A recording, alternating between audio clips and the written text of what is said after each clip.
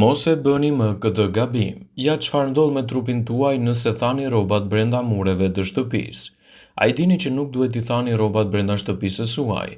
Avullimi nga rrobat mund të jetë i dëmshëm për shëndetin.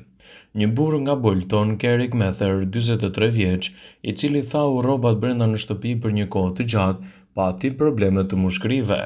Ai pati probleme serioze të mushkërive dhe mori për një kohë të gjatë barna specifike për të luftuar infeksionet fungale. Mjeku i tha se gjendja mund të bëjë edhe më keq nëse ai nuk ndalte tharjen e rrobave në shtëpi.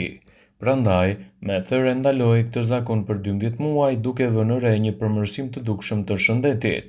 Përvoja e këtij njeriu është vetëm një nga shumë shembujt. Ekspertët paralajmërojnë se tharja e rrobave në shtëpi mund të sjellë rreziqe serioze shëndetësore për shkak të lagështisë që mbajnë rrobat. Një grumbullim i rrobave të lagura përmban mbi 2 litra ujë, që qëndron gjithmonë brenda mureve të shtëpisë dhe mund të krijojë probleme me frymëmarrje.